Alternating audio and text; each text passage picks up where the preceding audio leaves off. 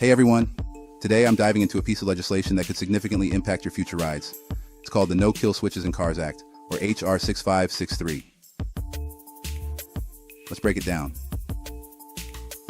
First off, what's HR6563 all about?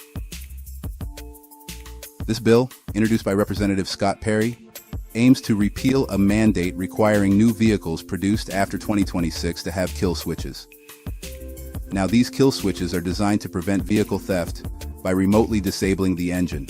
Sounds useful, right? But there's a catch.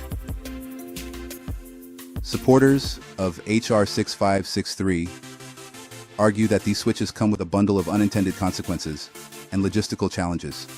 Imagine your car being remotely disabled because of a technical glitch or hacking. That's a nightmare scenario no one wants to deal with.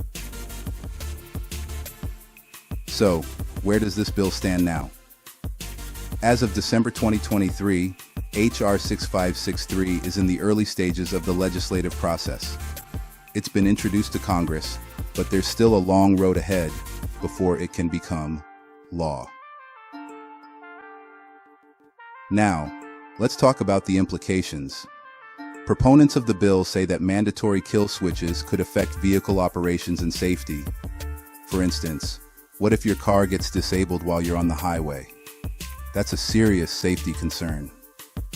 This legislation reflects an ongoing debate about balancing security measures with consumer concerns and operational considerations in vehicle design and regulation.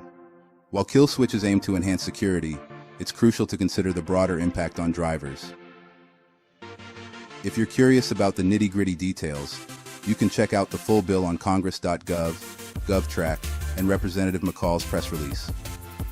So, what do you think? Should kill switches be mandatory in all new vehicles, or does HR 6563 make a valid point about the potential risks? Drop your thoughts in the comments below. Thanks for tuning in. Don't forget to like, share, and subscribe for more updates on important legislative changes that could affect you. See you next time.